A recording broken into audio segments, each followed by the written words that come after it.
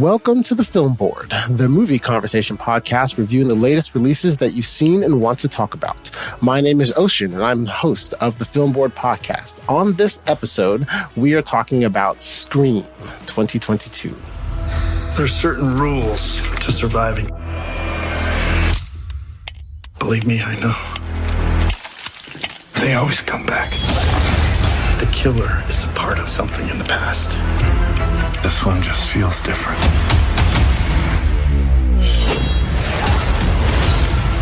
You're all in danger. Mom? Where? Sydney. I've seen this movie before. Not this movie. Today, I am chatting with the one and only Tommy Metz to get his thoughts on this movie so we can share them with all of you. Welcome, Tommy. Well, thank you. It is a pleasure to be here with the silky smooth tones of Ocean. I love it. Have we done a film board together yet? We have not. This is our first time. This is the first one, yes. And everyone else wanted to be on it. We said, no. It's a Tommy Ocean collab. Correct. I wanted you all to myself. Perfect. I didn't want to share you with any other hosts. You, sir. Okay, yes. Good. Good. So why don't we just start setting the bar of the movie? So without diving too much into the movie, talk about what you already knew about Scream and the Scream franchises, and what are the expectations you had of this movie going in? Would you like me to start? Yes. I'm going to keep saying that even though there's just two of us. Yes, I was asking you the question. So that's tell wonderful. us what you knew about the movie. Yeah, I'll be playing the part of me. So without kind of like a non-spoiler without diving too much into the movie itself, right? Sure. Right. So tell us what you thought about it and what your expectations you had about the movie going in. I'm a really big fan of the Scream franchise. There are, the quality can seem to drop off a little bit, but there's always been something. There's always been a really good reason to show up. And especially the first one I thought was so, I call it sort of dumbly groundbreaking in that, like, the idea was so obvious. Have the characters in the story, in the horror movie, be aware of horror movies and tropes, that I feel like every writer in Hollywood smacked their forehead at the exact same time and said, why didn't I think of that? And I really liked, back when Kevin Williamson was doing it. Kevin Williamson really sort of brought a certain type of slasher horror back, but with a wink and with a smile and a sense of humor that I really enjoyed. So that being said, my expectations were a little higher for this one because I'm a big fan of the directing team behind it. They go together as they're known as Radio Silence, but they directed Ready or Not, which was one of my favorite horror movies of the last couple of years. Oh yeah, that is a really good one. And so I thought they would maybe have a real kind of fun, impish kind of impact on this. And so my expectations were pretty high. So I too have, I like the Scream, the original trilogy, right? So I really enjoyed Scream 1. The first one, it was very refreshing, a breath of fresh air. I'm not a giant horror movie fan, but I really did enjoy that. I also found the last 20 minutes of Scream is some of the funniest cinema that I'd ever seen in my life to that point. It was amazingly great. And then also I liked being someone that watches and watched at the time a lot of movies. The thing that was Scream 1 that I really enjoyed was the two killers, was because at that point all the movies had one killer, right? So you're sitting there the whole time trying to figure out who it is, and you think you maybe know who it is, but then the fact that there's two pretty much guarantees that, I don't think any person can honestly say that upon first viewing of Scream, especially if they saw it when it was new, that they figured it out, right? Because, it set up impossible situations. Everyone had an alibi at some point. Exactly, yes. Right. So that there was the greatness of that. And then 2 and 3, while they weren't as good as the first one, I don't think that anything can be, because the first one was such a, wow, I'd never thought of that, breath of fresh air, great movie. The second one and third one are just leaning into what they've already established. So I really enjoyed them. I actually have to then admit with Scream 4, I didn't even know it existed until about a week ago. And so I completely missed it. And so I saw it actually a few days ago before seeing this. And so, but my expectations going into it are, I've always liked the Scream movies. I like the Scream franchise. I don't, I'm not looking for something to give me some, you know, like I'm not looking for deep philosophical thought. I'm looking for great slasher flicks with all the tropes in the movie and the people aware of the tropes and still doing the tropes. Not the least of which is one of my favorites is I've opened many a refrigerator in my time. I very rarely needed to stick my head pretty much all the way in, blocking the door to see what's Just in the to- refrigerator. I typically stand back and look at the whole thing. Right. But in in these movies, when they stick their head in there, it's always just this great tension and stuff. So yeah, so that's what I was looking for. I personally bought my refrigerator at a store called Blind Spots. And that's all it does is you open it, and no matter where you are in the refrigerator, some exit or something is covered up completely. That's great. Yes, it's something. It needs to be big enough for a person to stand behind. Right. Of course. So, yeah, it's a real double wide. Yeah. There's just condiments in it, but it's huge. Yeah, exactly. And I need to stick my face really right up to it just to see what's in there. Yeah. So that's what I had expectation wise going in, and I'm really so that's what I had expectation wise going in. So let's just talk. I'm just going to give a brief overview at a high level of the story. So then this one is set 25 years after the original. There is a new Ghostface killer in Woodsboro again. Sydney is sticking with her desire to live anywhere else. Gail is a morning show host in New York, and Dewey is living in a double wide somewhere in town. And this movie set up where it's time to meet some new victims. Kids. And will Sydney ignore all common sense and come back to stop the new Ghostface? Oof. Dun, dun, dun. Good overview. So that's basically what it's about.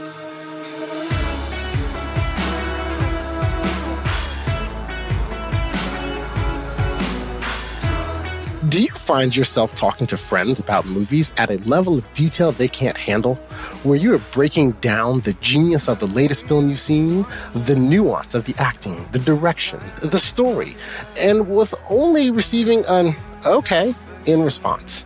Then I have the place for you. Join us on our Discord page at thenextreel.com/Discord, where you will find other movie lovers that will engage you in interesting, exciting, and sometimes infuriating conversations about movies. Additionally, if you like what we're doing here, why not become a supporting member? Visit thenextreel.com/membership to learn about the benefits of the members-only Discord channels, show live streams, and more.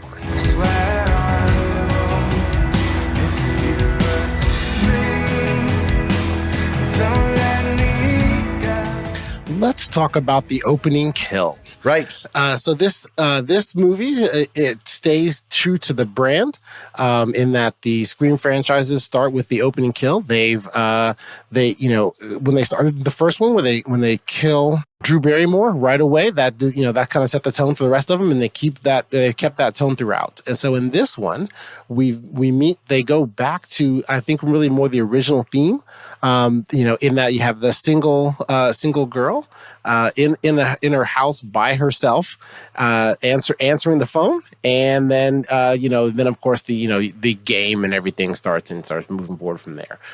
In this case, the single girl in her house on her own is Tara, who is played by Jenna Ortega, and so she is just hanging out and inviting her friend over for dinner via text, because they introduced cell phones in this one now, which I thought was great, and for reasons that do not need to be explained, they still have a landline. So, I guess I really have two parts questions for you. Well, three, but I'll save the third one for later. One is, what did you think of the opening kill sequence? And let's just start there. What did you think of the opening kill sequence? I think there was a big difference in this opening kill compared to 1, 2, and 3. And the difference, 2. Definitely yes. 2. Two was in the movie theater. 2 was in the movie theater. Different. The big thing about especially 1 and 2, and 3 because it was a character, they were copying sort of a Psycho kind of idea. That the fact that Drew Barrymore was featured very prominently in the post. Oh, and we're going to spoil all the Scream kills, everybody. Right? Yeah. Can we just say that? Absolutely. If you haven't seen a Scream, we're talking about it. In the very first one, they pulled a real Janet Leigh in Psycho and killed Drew Barrymore in what in fact was the cold open. That was very shocking. In the second one, it was Jada Pinkett Smith, which while wasn't a existing character was a big star at the time. And number 3, I believe, was they then transitioned into not the enormous big star, but a big star of the trilogy, because they killed Cotton Weary, played by Liev Schreiber. Is any of this correct? Yes. Okay. Yes. And then number 4, they threw the whole thing off the bus in an interesting way and just did 4 different sequences of fake killouts as we zoomed out and out and out from different movies. This one was interesting because this was not a big actress, I believe. No.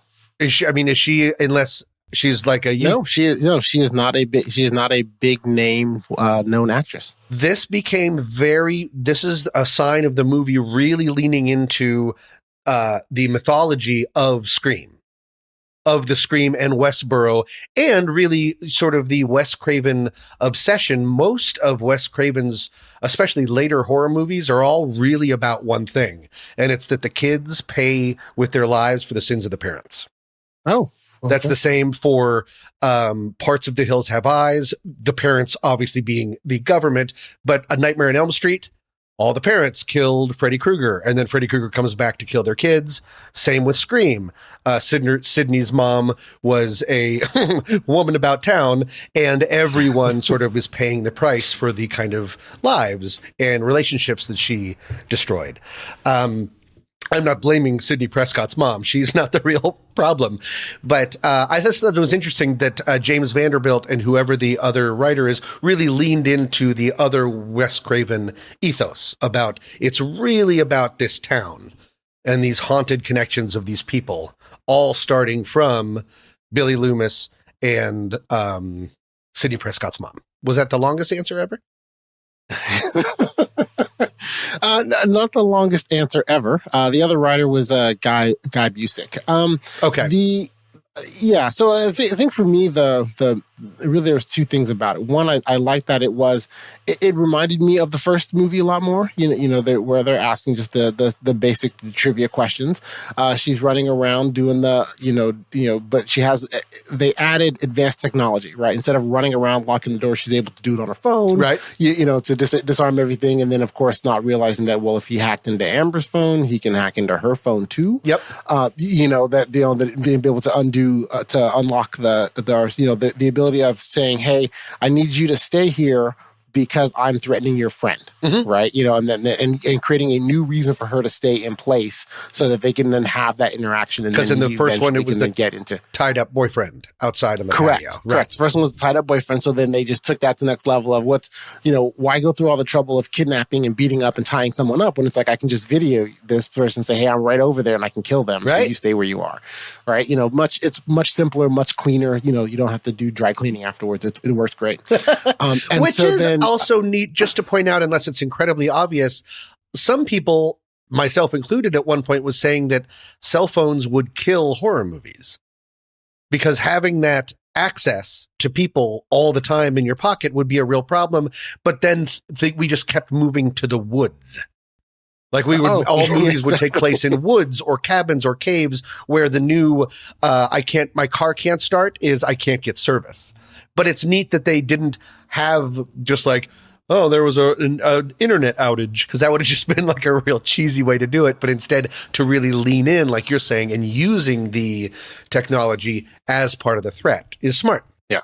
So, and continuing with that, then, it then goes into the regular, Ghostface is in the house. He gets in and he stabs her, breaks her leg. It was a more brutal seeming opening sequence. Like, the Drew Barrymore one, which is the gold standard, the end result is, very brutal since she's disemboweled and everything, but that all happens off screen. Right. Right. With this one where you see them, stepping and breaking her leg and then stabbing her multiple times. Yeah. Right. At the end. Right. So I mean, there was a lot of stabbing.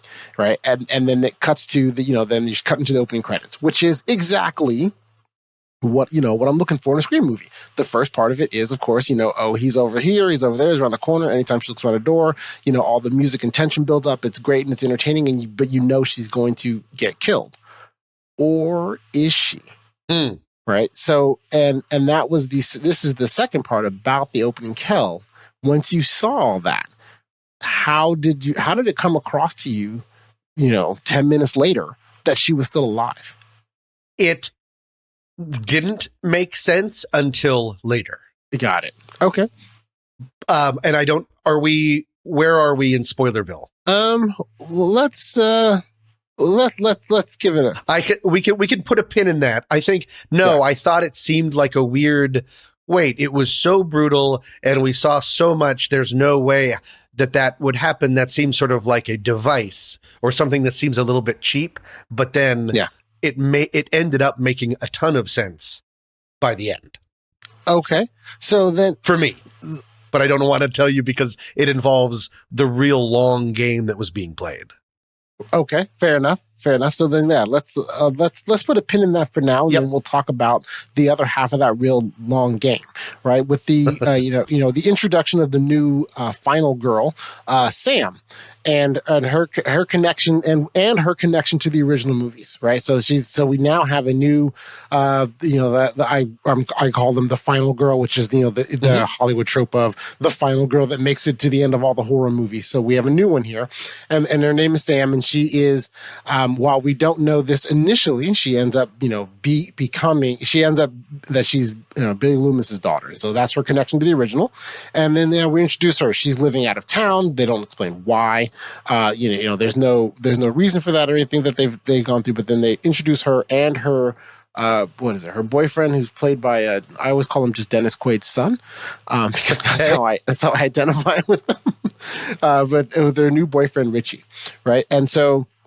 When you're first introduced to her and she then comes, she comes back, and that's part of where I started, and that's kind of what I was thinking about the correlation between the two, right? Which thought about not only that opening kill, but then that all that does is then brings her sister back into town. A, you're surprised that she's still alive, but then B, then, what you think of the initial motivations and impetus of her coming back, right? When she comes back and sees her sister and she's talking to the friends, and it seems to be that her friends like her, but her sister maybe does, maybe doesn't, right? But that they're just introducing her. So then, I guess really you can talk about it at the beginning or even as a whole, what you thought about Sam and how they, was it a good or bad sequence of events where you tie her into the original so directly? Well, what did you think? I felt that it was a little bit.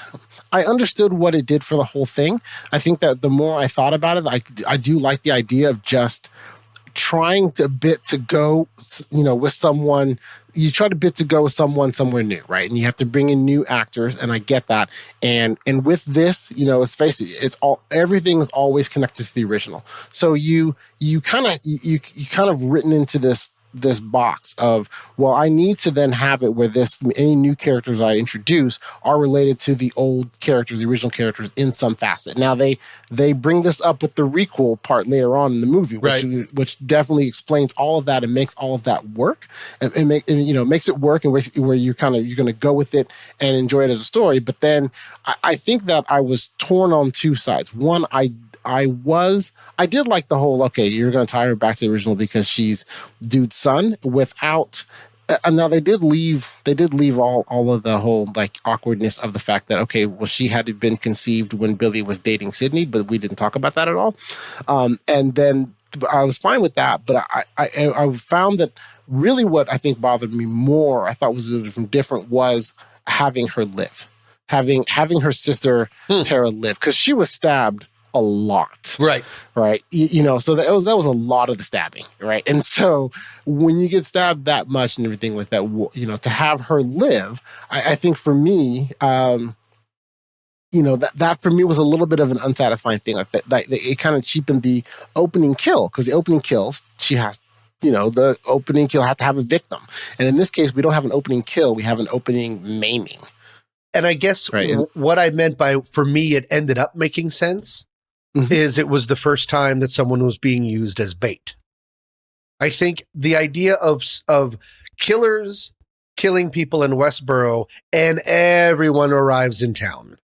was just maybe the fifth time around a little bit too insane. And this film is very honest about that.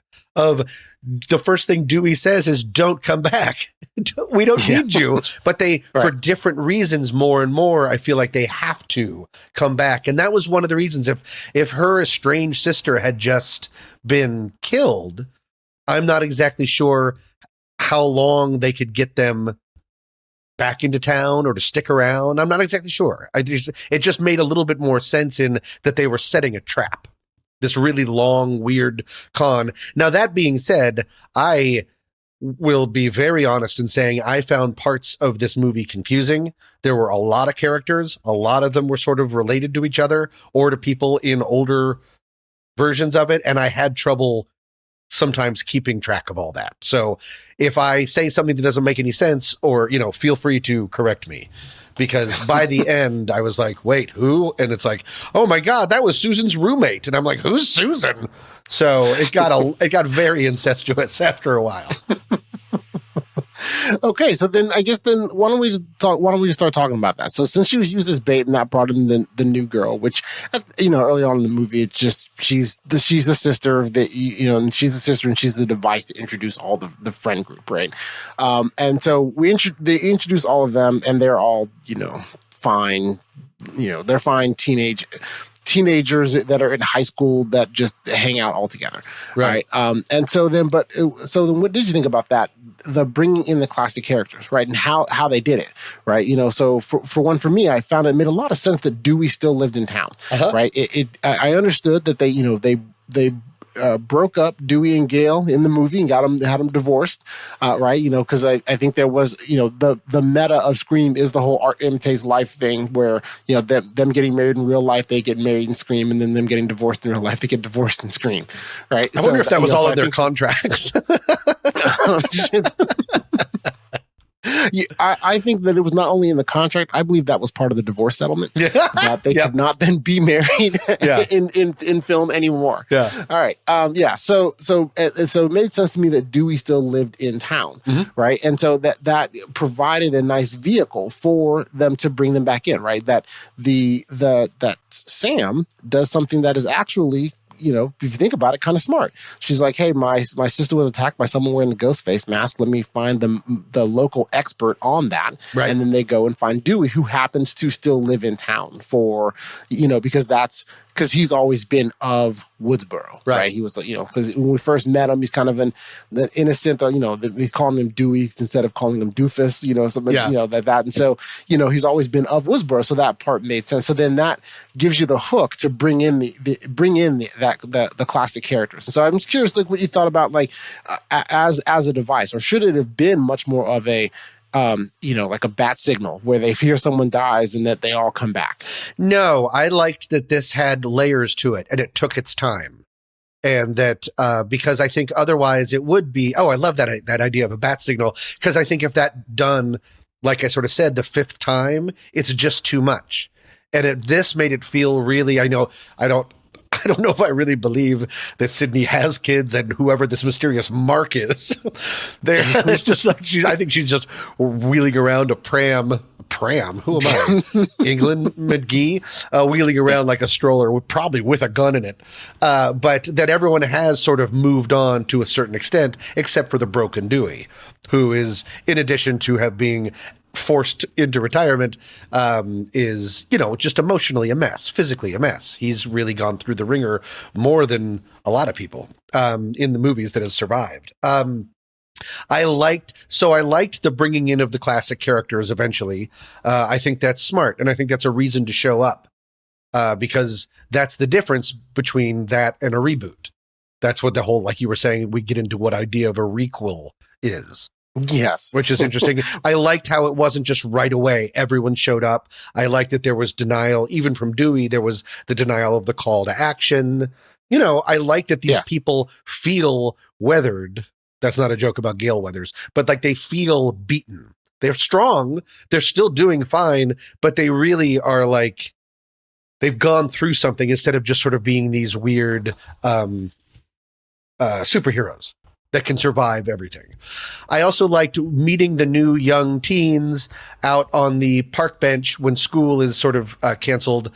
I liked the update about that they're still not treating death as seriously as you think one should, but in no way near as gross and out of control as the original Matthew Lillard, Skeet Ulrich. If you remember that scene when we meet all the friends outside, they're sitting around a fountain and they're like, "Hey, sliced and diced, and I'm gonna gut you," and blah, blah, blah. And it's like insanely gross. And this just feels a lot more grounded, of like real people, and it immediately gives them empathy, unlike those original characters, because once they learn that the person that they know has woken up in the hospital, they all go. Right. So it gives it, you like the characters immediately more, I thought. Yes, I guess you do, but also then the distinction, of course, that they're alive. Tara lived, right? Where in the original one, she's dead, and also too. While I agree with you, though, that scene is, it can be cringy if you think of it in that context. At the same time, the guys that are making the jokes are the killers, so you're kind of like, they're just kind of really making fun of their own handiwork.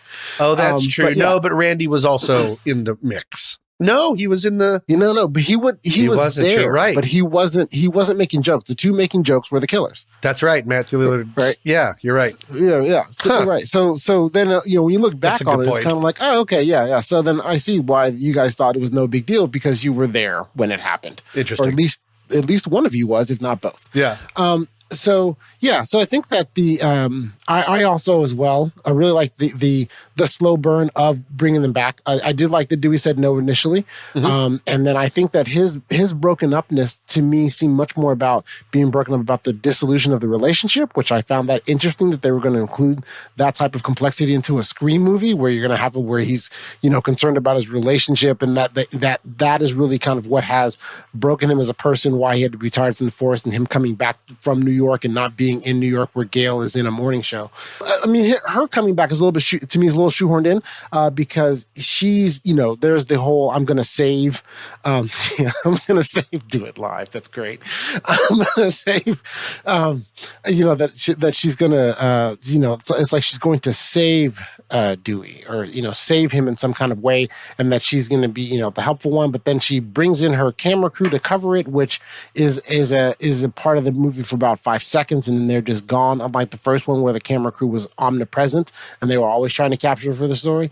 And so that part I felt was a little bit shoehorned in. But from there and everything, I did like the moving forward as far as how they brought up, and the fact that when he calls Sydney and tells Sydney to stay away, she does. Right? She doesn't come back. She's like, "Oh, okay, I'm not coming back at all. So I'm gonna stay out where I'm at." Right? And so, that's a great line of, "Do you have a gun? I'm Sidney Prescott. Of course I have an effing gun." That's great. Exactly. Dynamite. Yeah. Yes. And so then, but as far as with them, now that they, with them together and bringing the classic characters back, that you do have the scene of which we probably should discuss is, the kids. So then what did you think about the kids as a whole? What did you think about their dynamic? What kind of impression you got from that first meeting or that first group talk, or even just throughout the movie, what you thought of them? I liked that, except for maybe the red-haired girl that was the red, or she had boring to be the killer. Yeah, too boring to be the killer. Yes. The one with the red streaks. They didn't have that tired 80s, or it's probably more 90s, where it's a group of friends because they're all just sort of being mean to each other. Right.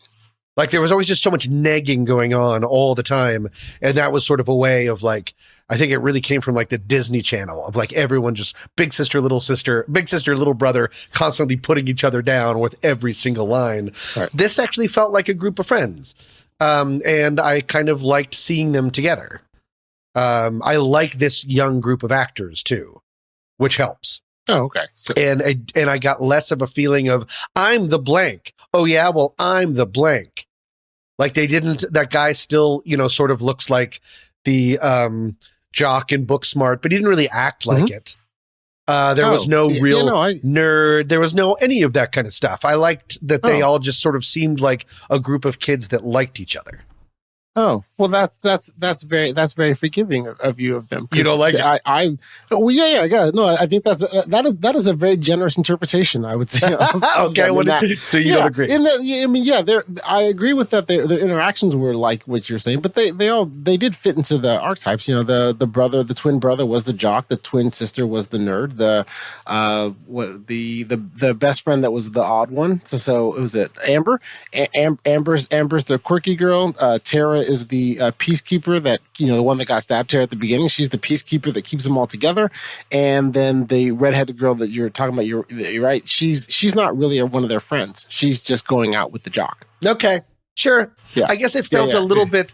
People weren't spread into the extremes as much. Yes, for me. So maybe I'm being overly forgiving, but I think because it's been so many character crimes have been committed, especially in slasher movies, maybe the fact that it wasn't, you know, ridiculous of like, oh no, you got your football in my algebra book. Like, I'm a little more forgiving because it wasn't quite on the nose. Yes.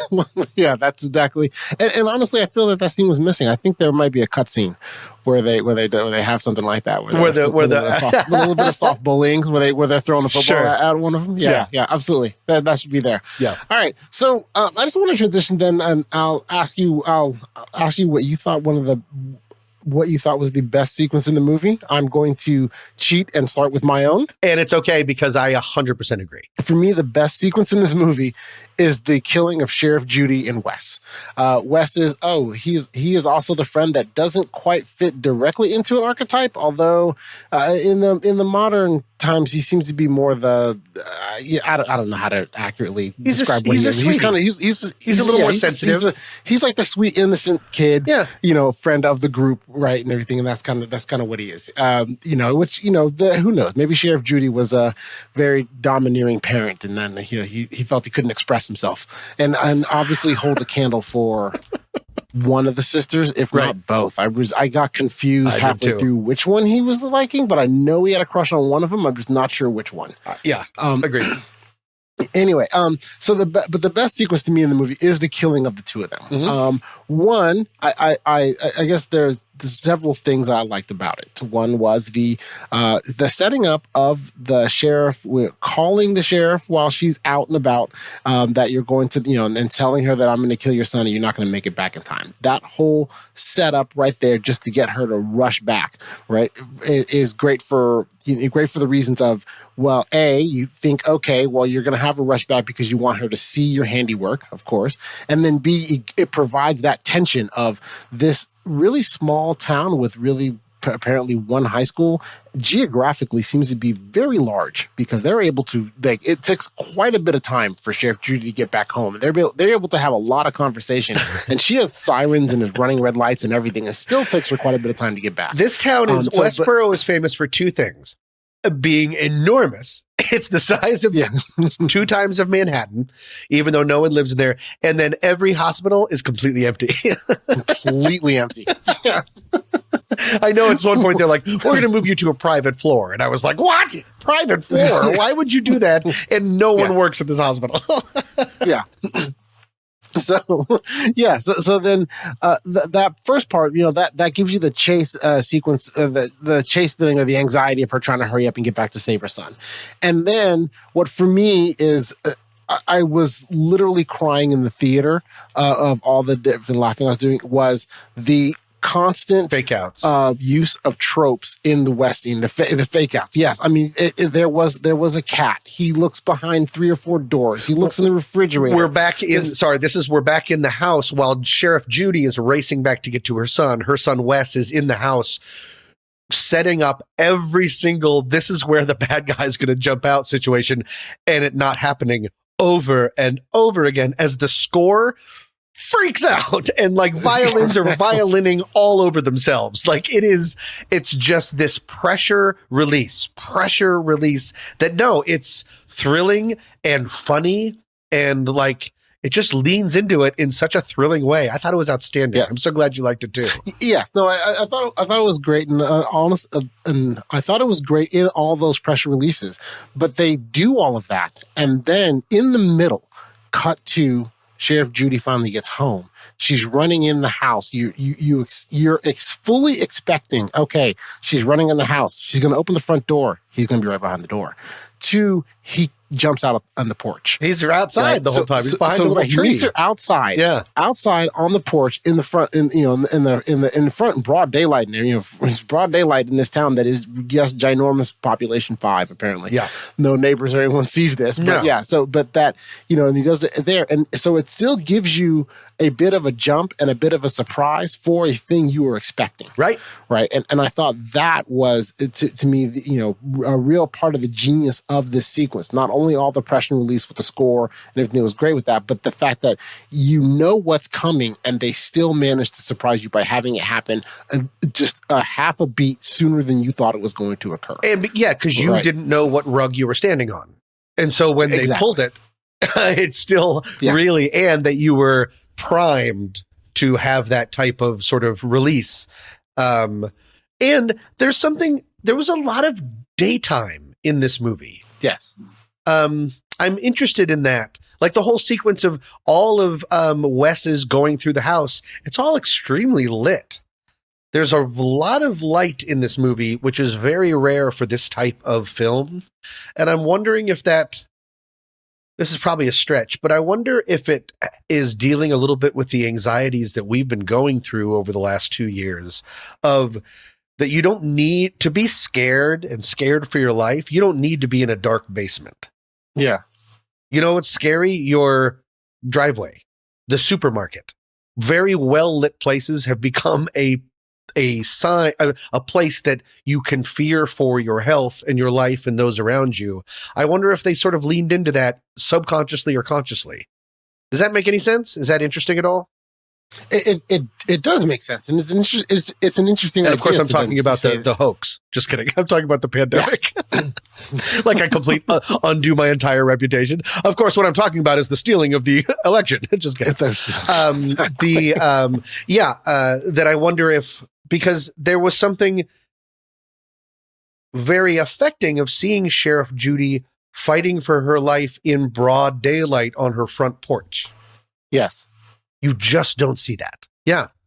No, I agree. I honestly hadn't really thought of that connection that it was, I thought about that in terms of connecting it to, a modern society. I kind of just wrote it off to, okay, well, similar to the hospital floor, how it's like, well, apparently all of her neighbors are gone to work or something, right. Wherever they are, that's happening right there in her front porch.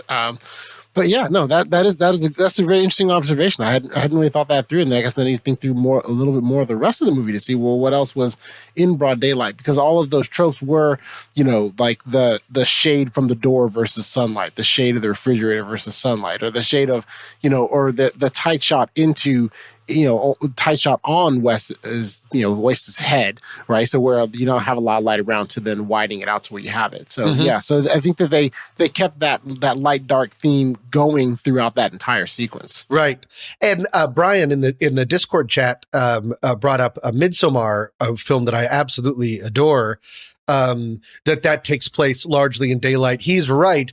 There are different films that are trying to take that out, but still, like Midsommar takes place, it might as well just be in a compound in the middle of nowhere. And A Quiet Place 1 and 2 that he also brought up, you're still sort of on an island. Well, I guess she's on an island because 3 people live in this stupid town. All right. It's an interesting idea. I like that horror is not just dealing with, let's send one person down into a basement. Oh, and even though they actually literally do that in this movie, but they play it for a laugh. I do have one other thing about sort of subverting horror tropes that I want to bring up at some point, but I don't know when is the best time. Bring it up now. Okay. One of the things that this movie did, not the whole time, but it definitely did, that Scream, especially Scream 2, did really well. Something that in my opinion, slasher movies and horror movies in general, a lot of the time really make a mistake of is only thinking it's only scary if there's one person alone walking through slowly and it's dark or whatever. There's an enormous amount of fear to come out of groups when groups are together, because groups lead to panic. and panic spreads.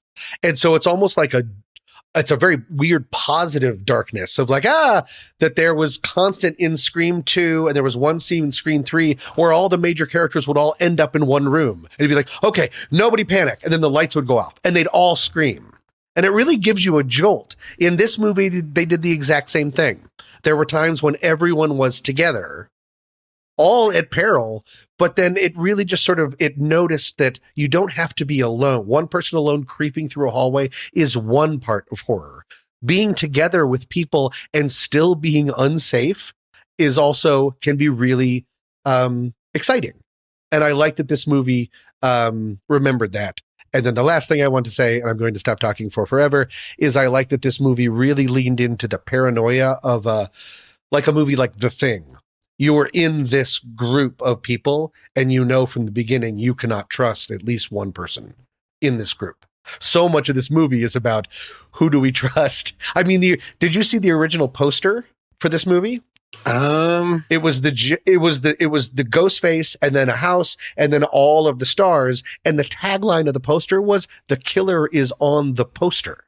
Oh, it referenced its own poster. It said, and it's really leaning into, the whole thing about Scream is it's not an other. It's not the shape. It's not Michael Myers. It's someone that you just know in the cast.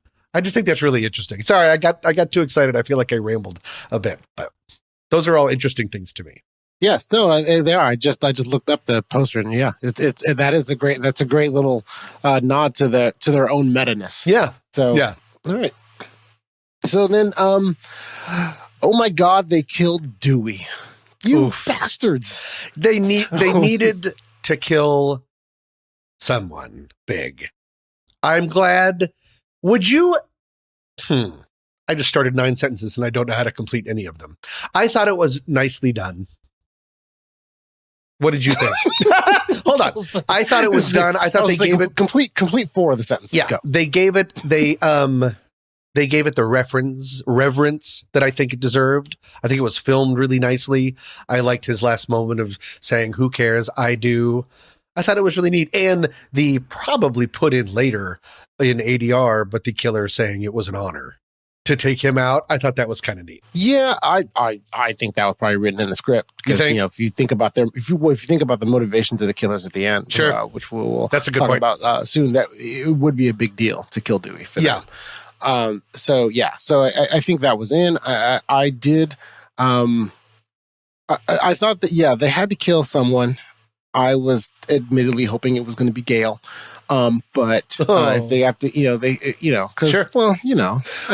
I find she deserves it. Like, as far as redemption things, no one deserves to die, but her redemptive arc, in the way that she even brought up in the movie, that her writing of the book and exposing Sidney Prescott's extramarital affairs is one of the things that really started this. So that makes sense. Well, it isn't even that well thought out and thought through that way. It really is more of I find that of the 3 of them, she's the most disposable, and that you can, even though I love Courtney Cox as an actress, I think she's great. She's awesome in all these movies, and I would enjoy it again if they make another one with the original 3. Although the way this ended, I think that the 3 of them are done. Well, at least we know that Dewey's done, right. So that the way it's written, I think the 3 of them are done. But I've always found that Dewey to me was pivotal because of his place in the town, kind of what they established at the beginning of this, and that's always been his through line. Sydney has to be there because she's the official final girl of Scream. She's the one that lives in the end of all of them, so she has to be there. Gail, on the other hand, was just kind of along for the ride because someone has to, all court cases need a stenographer. So there you go. Right. So I thought that, so I was like, well, let's just get rid of Gail. Sure. So I think that the killing of Dewey, yes, I agree with the send off part of it. Not only that it was an honor thing, but the fact that he shoots him 4 or 5 times in the chest, puts him in the elevator to get them safe, but then recognizes and remembers, oh yeah, they always come back, having seen that multiple times through his years, and he's going to then go back for that final to then shoot him in the head. Of course, he delays for a second, and then of course that delay is when the killer comes back, and for whatever reason, he's not ready to shoot him in the head, and Dewey gets killed in a pretty grotesque way. Yeah. Right. Like he gets stabbed on both sides and raised up the back. It was really kind of you're not only shocked by him you kind of have the shock of him getting stabbed that way, where you feel that he's going to die, but then also the gruesomeness of it's kind of like oh no, and then it's like when you jump back way he's dying. So I think that really, in a way, though, that's a great send-off. This movie across the board is more, I believe, way more brutal than any of the other Screams.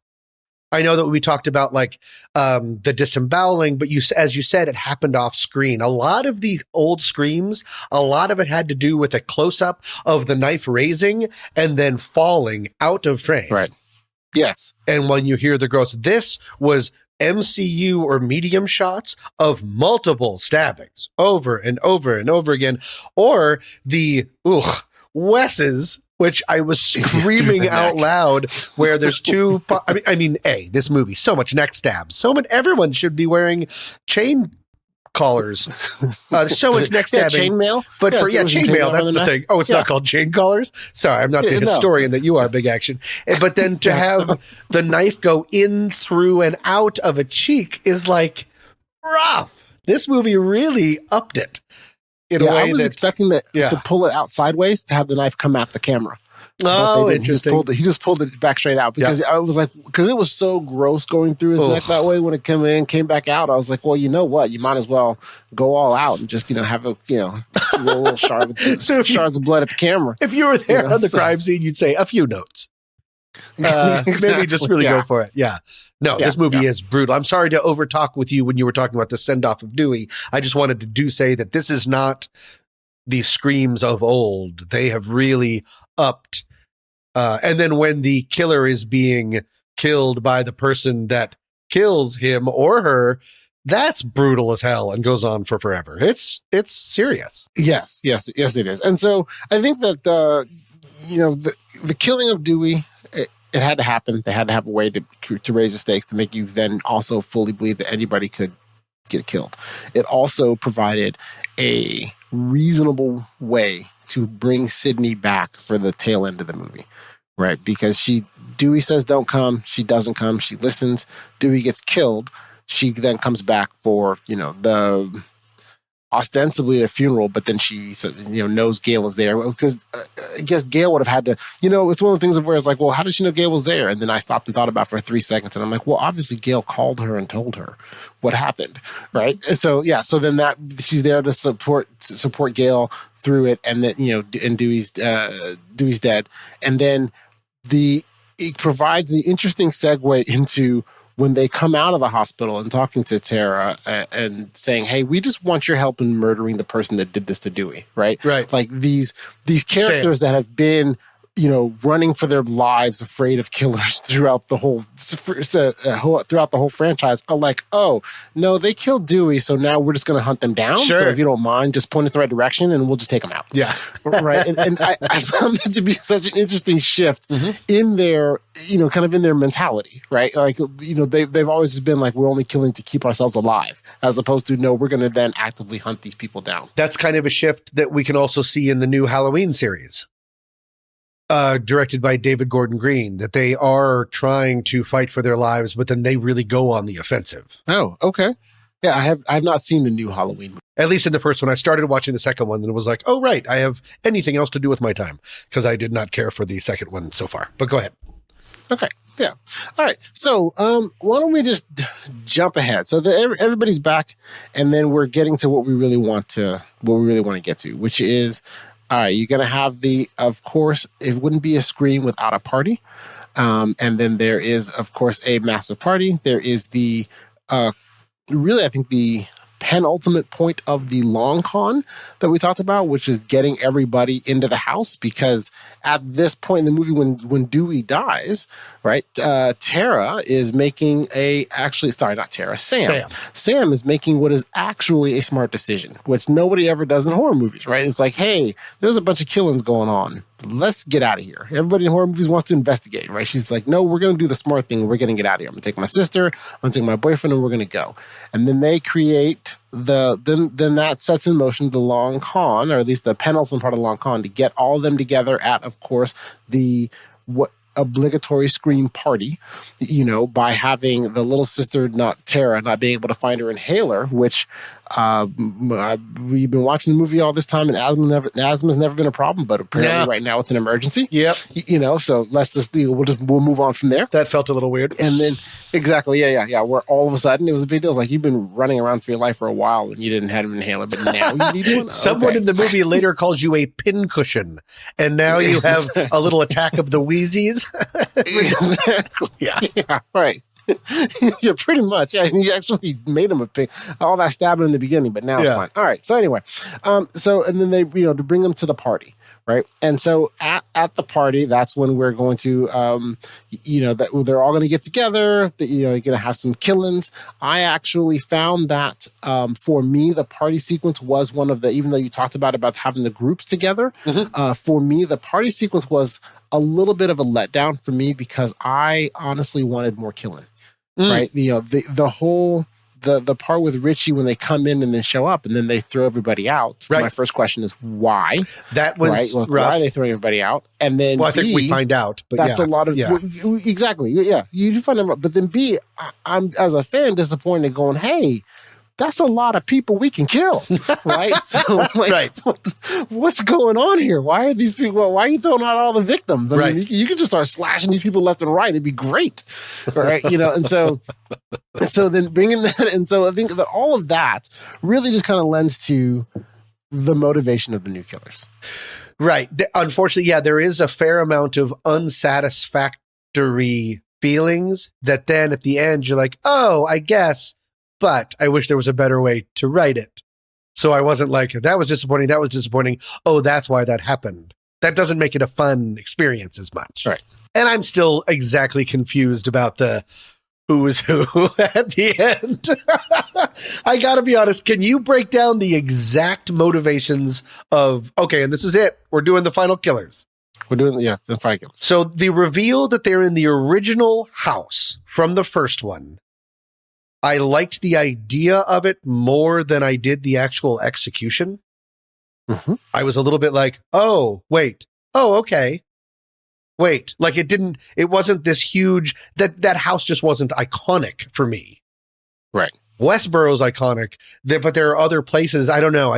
Unfortunately, I wish that worked as much as the movie thought that it worked for me, with that sort of Dutch angle, way pullback into the wide. We've been here the whole time. Like, I was like, oh, okay. I didn't know. There's probably a bunch of fun clues for super fans of, holy cow, it's the same house. I just wasn't in for it. Mm-hmm. And then, so we've got two killers. Of course. We've got out-of-town boyfriend, who I love very much, Mr. Quaid. Jack Quaid. Jack Quaid from Richie. The Boys. I know him from The Boys. And then Mikey or Mickey Madison, who is now officially getting typecast as the girl at some point you light on fire. Because the only thing that I remember her from is Once Upon a Time in Hollywood. Spoiler alert. Where she was set on fire. Where she was set on fire with a whatchamacallit. Yes. And so what was it? Yeah. They're both obsessed. They want to be instead of, because number 4 was about just really wanting to be famous, if I remember correctly. Yes. And so this one is about, they're angry. It's about toxic fandom. And they're so angry that the Stab series ran out of juice, out of actual stories to tell. So they're creating the next true crime that can become the film. That's interesting. What do you think about that? I think it's because toxic fandom has reached a real pinnacle. Well, I feel like in real life. Yeah, I agree with that toxic fandom is definitely interesting. Definitely an issue in real life. I do though think that it's interesting, that it's an interesting commentary on toxic fandom to basically say that, well, taken to its logical conclusion, that if you gave toxic fans a story based on reality, eventually some of them would be crazy enough that they'd want to then create new stories for that reality. Right. And so a lot of times my personal experience with toxic fandom is definitely much more dealing with things like, superhero movies or Star Wars or things like that, like things that are clearly not real, right? Not a set of horror movies based on what are, at least in this universe, real events.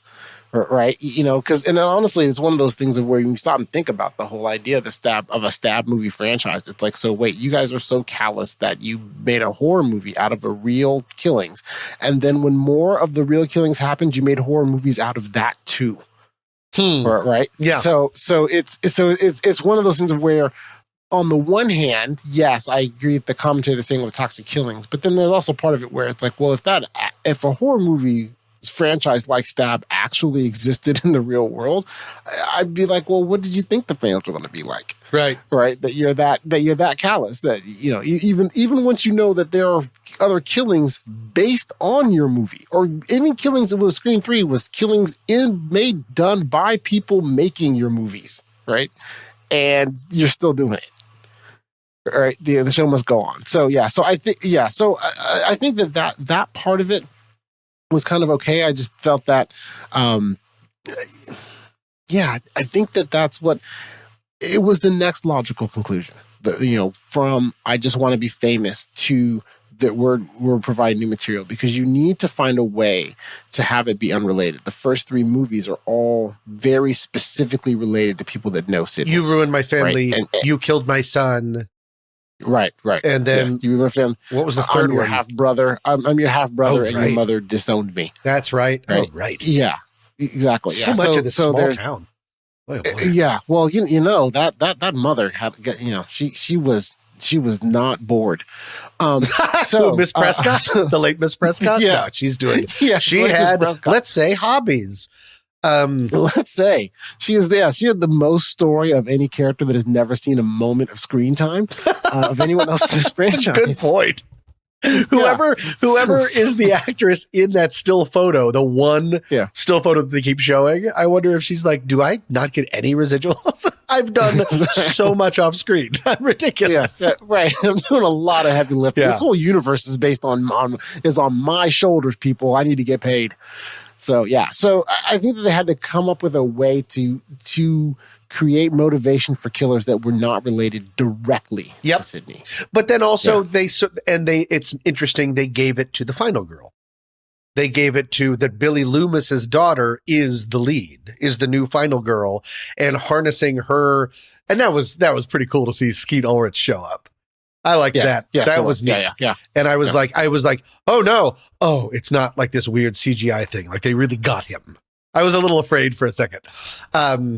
Like they would just film all of his dialogue over someone's shoulder. And I'm like, okay, this sucks. But no, he still looks like he's skeeting it up. He's doing fine. Yeah. And I like that. Well, I'm sure there was a lot of makeup there. Yeah. Oh, I'm sure. Yeah. I think I saw a little bit of that Irishman de-aging, maybe.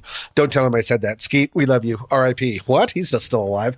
But I like that they gave that the incestuousness of that everyone in this town is still suffering from the sins of this town actually gave her sort of a power at the end, which was neat. It's a smart way to do it. Yes. Yeah. I think that is, but I guess though, to me, so with the reveal of the killers, in that it is, Richie and they're not related to anyone. No, Amber.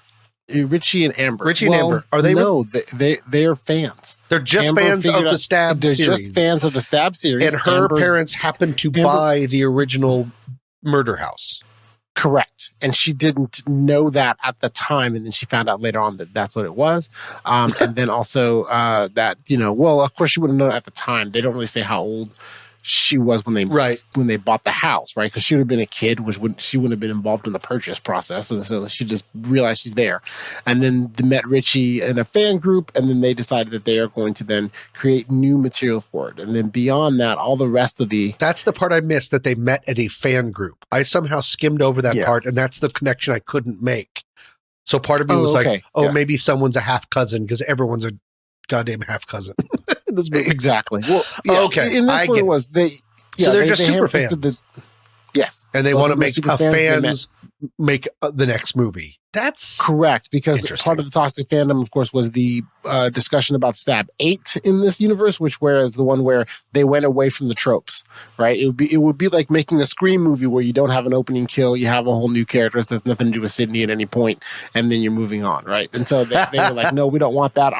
We're real fans. We need what we're getting. And so I think that this was also part of it, from a more meta standpoint, this could be part of where they're trying to say, hey, let's not have all this toxic fandom with this show, with this movie, because we're going to want to make Scream 6 starring starring Melissa Barrera as Sam, right? We're gonna want to make more, and your 3 original characters that you love so much are not going to be on it anymore. Yeah.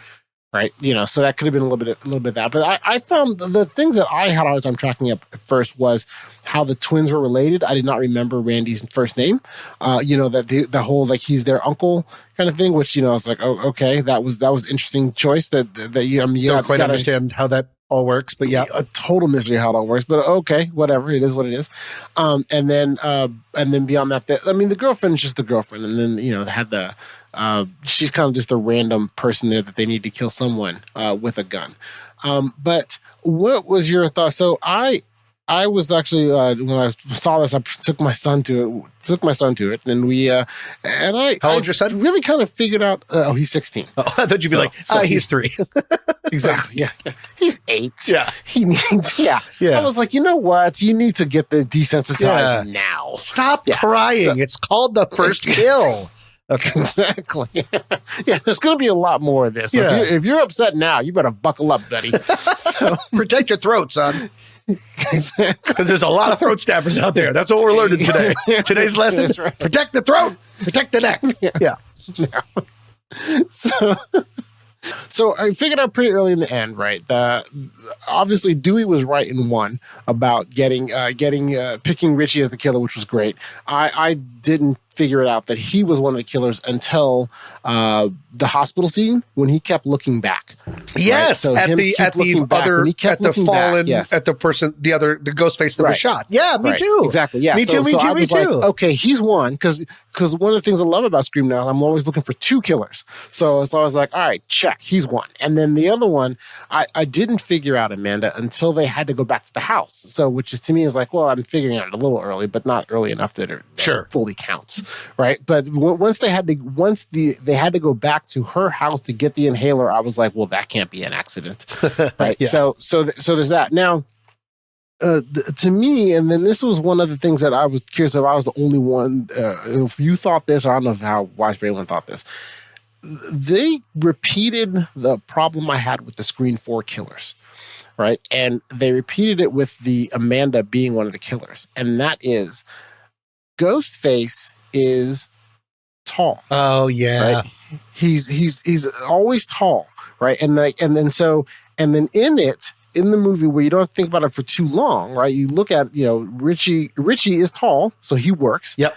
But Amanda's very short. Amber is very short, right? And then there's the scene where, when they reveal the two, because you were like, who's the other one, right? When they reveal her, I was like, well, how could she have killed Dewey like that? Right, because they were back to back in the hospital hallway. Right, yeah. But not only that, Dewey, when he first attacked Dewey at the beginning of the fight, he's stabbing down. Right. Yeah. And so he's stabbing down at Dewey, and then it's probably they're on the ground rusting and all that makes sense, fine. But then even the final one to do the stab him in the front, bring the knife around, stab him in the back, and then raise up. Right, you need to be. Yeah. The way it was done is the person's pulling up towards their own head, right, not pushing, which she would have been, because she would have been several inches shorter than Dewey, right? And so I found it interesting that it's, I understand that you kind of have to... It breaks down a bit. Yeah, I understand you kind of have to go with it with some of these things, but in the second, in Scream, because in the first 3 Screams, the killers are all taller men, right? And then in the fourth one, when they have the guy-girl combination, they're both very short, right? Right, And it's a there's some Culkin. parts, there's actually some other scenes with that, which I can talk about that, where I really noticed it with that. And then in this one, I was a little bit bothered by, you've also now made the killer again someone that is very short, even though Ghostface is always tall. He's always taller than everybody he's trying to kill. Well, you are forgetting one important fact. It's mentioned in the first one that Westboro, the town of Westboro, makes apple boxes. They have a warehouse filled of apple boxes and step ladders, and so the town is filled with them all over the places. All over the place. Got it. Oh, yeah, got it. Okay, yeah, and there's little lanes for people to run in, and then apple boxes for killers that are challenged. I think Amber was wearing apple boxes for shoes.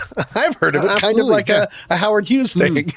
Yeah, or she could have been committed to her heels. You know what? I did not think that part through. She might have been committed to her heel game, where she's always wearing 7-8 inch heels. Ocean, I think you're a great host, but you got to pay attention to these details. No, everything you're saying is 100% right. Once it is clear that Amber was the one fighting Dewey, that it just doesn't work. But I give all that stuff I'm very forgiving with that kind of stuff. Yeah. With horror movies and stuff, because then at some point it's just that makes it not as much fun. I'm not blaming you for pointing that out. It's worth pointing out because it is absolutely a problem that she is half the size of Dewey. Yeah. She's so much shorter. That was that was the problem I had with 4, because they were very short. Right. Yeah. In 4. Yeah.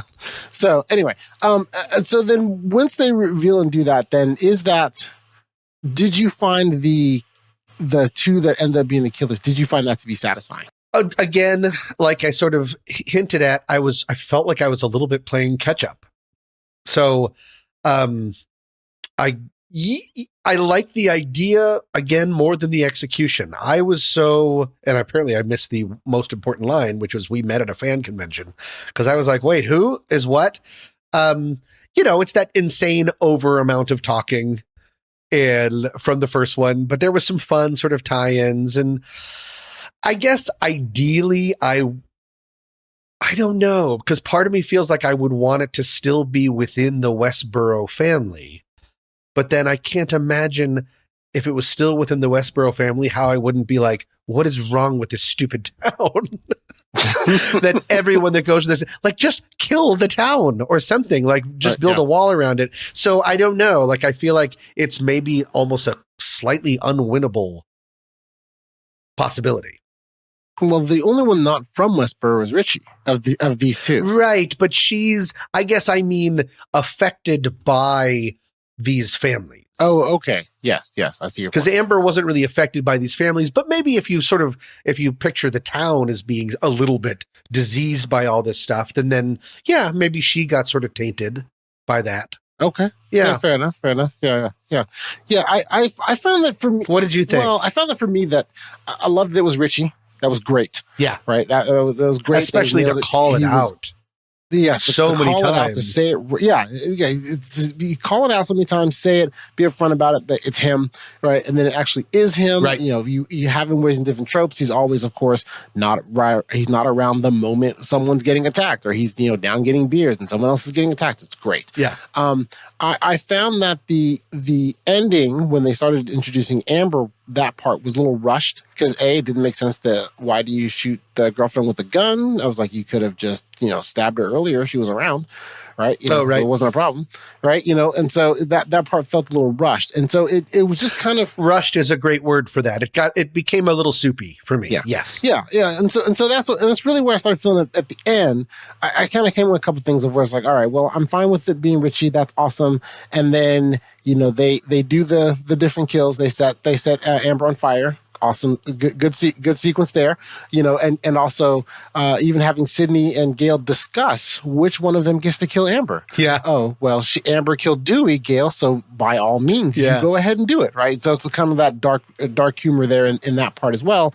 And then the Sam, I'm calling Sam Terry. I'm calling him the wrong name, but Sam going, crazy at the end and stabbing Richie so many times, right? That was a very cool. gruesome death scene. It was also, it is one of the things of where it's like, it was a lot, right? And so, but it and felt in a cathartic. movie that has, yes, for me, it felt cathartic, and in a film that had a lot, it's a lot, right? And so, so for me though, that part aside, which is all of which you expect, and of course, she comes back to life from being on fire, she gets shot more, all that's, your boilerplate end of Scream. My thing with the finale was, at the end of it, I feel we have an incompetent killer. Oh. Because A, Tara shouldn't be alive. Okay, she's bait. I can forgive. You want to forgive that? Fine. Okay. But B, how was the twin boy still alive? He was? Because, yes, at the end, when they're taking the twin girl who's still alive but was saved. Oh, was that the thumbs up face? I couldn't see who was under his face. Yes, the thumbs up in the hospital. That was the twin boy. Oh. So both of the twins were alive at the end. Oh, they're terrible at killing. You are right. And so I'm a little disappointed that that's some terrible killing, that you can stab two people between the two of them. I mean, they were stabbed a minimum of 15 times. Minimum. It was so much. Minimum, right? And so it's like, you got stabbed, and that was the ones, I'm only counting the stabs in the ribs. They were like, the twin boy was stabbed in his thigh, right? Which you do bleed out from that. Right, femoral. Right, where he was stabbed in his thigh, he was stabbed a bunch of times there, he was held down. And so it's like, so how are all of these people living? That right? is, and to me, it was like, why do we have incompetent killers? In the previous Scream movies, while I'm able to forgive a lot of things, when they killed someone and stabbed someone, they stayed stabbed and they died, right? Then this one, what, a third of the people they tried to kill lived? I didn't know that was I forgot about that character, and I remember being angry that twin girl was like, oh, well, I'll find another twin brother, because she did not seem upset at all. So that makes sense that was him. That's a terrible placement of a face mask for me then. That's a really good point. They're not very good at it. Well, but they're just, is there something to be said about that? That if they're just now I'm trying to get really meta and forgive it, of fans thinking that they can do it as well as the originals. Correct. And they're not as good at it. I don't believe that the movie is saying that. One of the things that I do like, and Brian brought up in the Discord, is there any good stumbling and bumbling from the killers in this one? That's separate from what you're saying, but yes, there still is. The killers still get their butts kicked. Yes, every absolutely. sequence. And that was something that the first Scream really brought to the franchise also. That really hadn't happened that much, of that there's fighting back, that there's not just screaming and then hiding in a closet. And so there's still a ton of that. But yeah, you're right. They're just not good at their jobs. No. And I didn't even think about that. Yeah, I like the stumbling and bubbling that the killers do in this, where it is very, it's like a human is killing them. And right. they're able to That's then fight appropriate. back against this human, and then they are overpowered by that human. And that to me makes it, it's interesting to me that I think, well, that makes this more realistic. Right. It makes it less a movie that's not realistic, but it makes it more realistic, which is great. But the idea of being so bad, do the killers think that when the camera cuts away, they have to stop stabbing? That seems to be the situation, because it happens 3 times that the camera cuts away and they're like, well, that job's done. And the other person's like, I guess I'll see you later. Yeah. All right. Right. So I guess then leaving the finale then, were there any other acting performances or anything else about it that you particularly enjoyed? I really I don't have her name. She's the female twin. She's on Yellow Jackets, which I'm Jasmine Savoy Brown. I thought she was great. I'm a really big fan of, as I said before, the bad guy, Jack Quaid, because I love the boys, and I like Dylan Minnette. Ever since he was in before 13 Reasons Why. The guy played Wes. The guy that played Wes. I really like him as an actor. I think he's very understated and kind of sweet. And there were 6 too many reasons for 13 Reasons Why. But other than that, and I thought that the chemistry between Courtney and David Arquette, I'm not exactly sure how much of it was music and filming, but I instantly re-liked them together. And Nev Campbell's a champ. I like this movie. I mean, I like the casting of this movie. I thought it was smart. Okay. Good. So, let's given that the bar and the expectations that you had earlier, that you discussed earlier, that you had with the movie, did this movie meet or exceed or not meet your expectations? Interesting question. The bar changed. It met a different bar. Is that allowed to say? You are allowed to say. What does that mean? I think I went in with this idea of we're really going to get into more of this under mystery of Westboro and why is this town so, and then how can they bring them all in together? And then at one point the movie was like, yeah, we're really interested in that too, but it's not really about that. It's sort of more about this more meta stuff and more about we're going to actually talk about the fact that we're calling our movie Scream instead of Scream 5. Like they made so many jokes about itself that I thought was thrilling. It made a lot of references to very recent horror movies that have not worked and screaming at them, here's why they didn't work. That was thrilling. Like Black Christmas, and they name-checked a bunch. They completely name-checked elevated horror.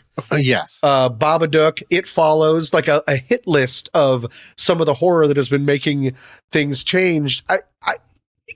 I wasn't ready for it to be so timely and so smart at times. And then what really, I don't want to make everyone think that I'm a real gross person, but the brutality of the kills upped it also.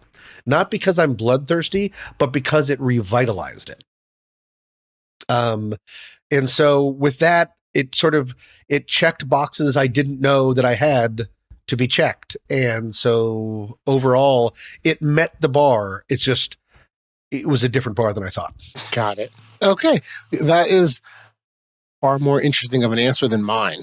For me, it 100% met the bar that I set. Hooray! Right? It was, I wanted to see, for me, Scream is, I want to see a good slasher flick that's going to have some dark humor and it's funny, that knows what it is and stays there. Yeah. Right? And so I think that it does that. Right? Even though there are, there's all the extra commentary and other things about it, which I accept and I'm fine with, right? Because it definitely has a right to talk about different things, say what it wants to say and talk about the overall culture of things or whatever. I'm fine with all of that. Yeah. But it's stuck with its formula. It's stuck with the opening kill. It's stuck with the two killers. It had all the different tropes. It was a lot of fun. I really enjoyed the experience in the theater. I laughed. That was neat. I jumped one time. I was trying to make it through the whole movie without jumping, and then there was one that I jumped that wasn't even scary. But it even got me. When they reminded you that there was Coke in the lobby. They're like, what? Yeah. No, it was such a stupid scene that I jumped on. I'm trying to remember what it was. It was something where, the violins are playing and you think the killer's around the corner, and then the person they run into is just like their one of the friends. Like it was there was a lot of those. It was a lot of that. It was a fake out. Yep. Right. And so I like to pride myself on, like, if I jump, I want to only jump for, okay, the killer was behind here and I wasn't expecting it. Not I got victimized by a fake out. Right. And so in this movie I did. It was, but anyway, but it was what I wanted it to be. And so I really enjoyed it. I honestly hope they make more of these. That they can figure out a way to utilize the new character, the Sam character, see if they can pull off doing something where they make other ones. I don't know if that'll work, right? And it's one of those things of where I want them to try, but not if they're going to wreck it, right? So that you're kind of I'm putting them in the no-win situation that I'm sure most fans do, which is like, go ahead and try this new thing, but it better not suck, because if it does, I'll be very upset. But isn't it interesting? That's exactly what the killers, that's their standpoint in this movie. Yeah. Right, I was about to preface that. I'm so sorry. Upset as Richie and Amber. Yeah, I'm so sorry. The movie's not that important. Yeah. Right? I'm not going to start a killing spree to be like, you guys need new material. But I hope they make more and that they don't suck. Yeah. My apologies for stepping on your idea. I got overexcited. If I do have one concern going forward, I wish I found the new girl, Sam, a little more compelling. I was a little underwhelmed when you asked before about performances that I enjoyed. I didn't really enjoy her performance. I thought her younger sister, Tara, was riveting. Yes. But I didn't really like the lead very much. She was missing something, some sort of spark, some sort of Sydney smirk, some sort of, I don't know. She didn't really do it for me. Oh, okay. How about you? Yeah, you were fine with her? No, I was fine with her. I was fine with her. I never thought Sydney, when it comes to that, I never thought the Sydney character was that great. Oh, okay. I've always thought that she was just like, well, someone needs to be the final girl. So why not? They just sort of picked her out of a murder bucket. Okay. Exactly. It was like, well, it has to be someone. It can't be Drew Barrymore because that's what everybody thinks. So we'll go with the Party of Five girl. Okay, that's fine, right? Yeah. So I think that part works. I'm interested in, and here's the problem where it's an interesting idea, but it could mess up the franchise. Is in the next one, Sam could be the killer. That whole bloodlust thing you saw at the end of it and everything. Maybe she likes it. That they could start playing with that idea. Interesting. That she is somehow either she is the killer or she's directing the killer or behind the scenes. Yeah, she's like Dextering it or something. Interesting. Right? That she's not going to be the victim that people are coming after, right, or anything like that. But that she would then be potentially part of the group of people that are causing the killings. All right. So, spoiler alert, everybody. That'd be an interesting idea. Exactly. Yeah. So I just spoiled Scream 6, people. You're welcome.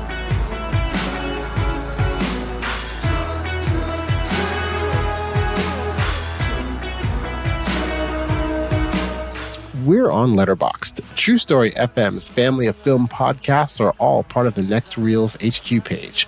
Letterboxd is a great way to track movies you see, write your own reviews, and be part of a larger community of film lovers like yourself. Sign up for your own account today, and if you upgrade to a pro or patron account, use the discount code NEXTREEL at checkout to save 20%. This works for renewals as well. But if you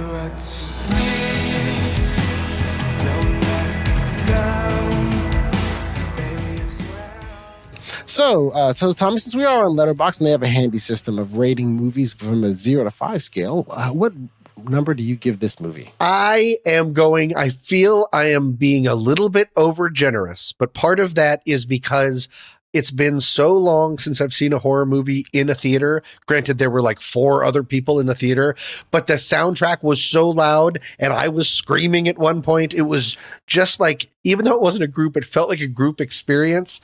And I really find this franchise to be beloved, and new writers, new directors, but really staying true to Wes Craven's kind of style and that big for Wes title card at the very end. I'm going to happily give it a 4 out of 5. I believe that the next time I see it, that will probably come down a little bit because of the numerous problems that it has. But overall, I had a really great time with it and was so glad to go see it. And I'm so glad to be on this podcast with you for it. The end.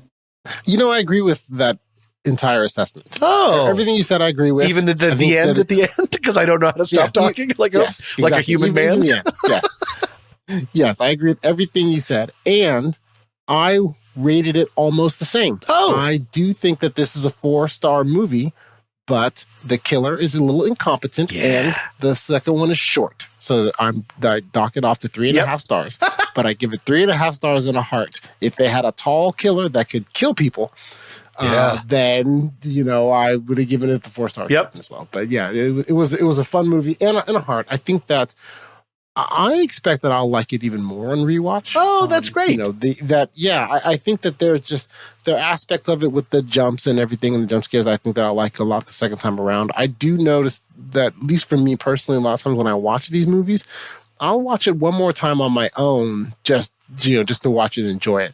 And then after that, I really like the experience of showing them to someone who hasn't seen them. Oh, that's interesting. So because then there's an aspect of seeing these movies either that, all the nervousness that you get at the first time, where you don't know where the jump scares are coming. You don't know exactly when is the killer coming out of the closet, or when is he coming out of the basement, or what's going to happen here, right? When you don't know it, and that feeling of anticipation after you've seen it twice, you know where he is, right? So you don't have He's that in the anymore. basement So closet. there is an enjoyment to me when I'm watching it with someone who hasn't seen it.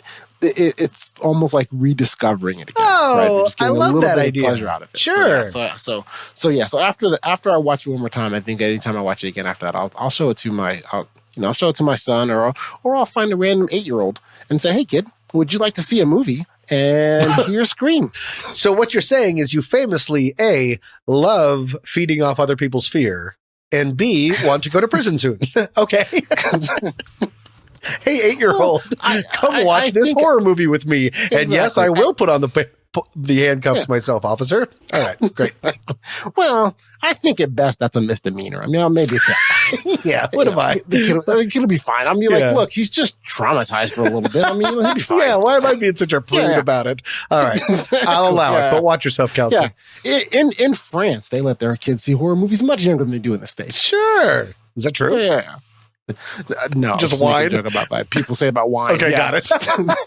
It sounded fine to me. Okay. Yeah. Okay, well, thanks so much, Tommy, for joining me tonight to talk about Scream.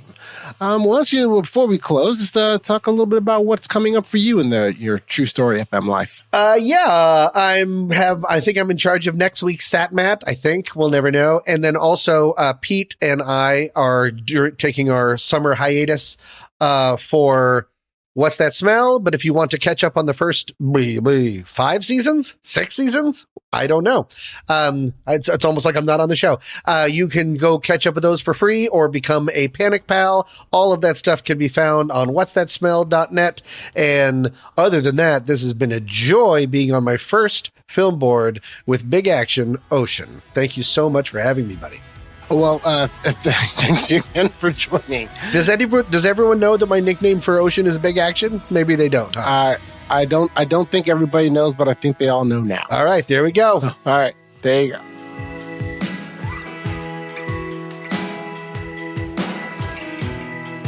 I want to remind you, if you enjoy what you are hearing, please come and join our online community with fellow movie lovers.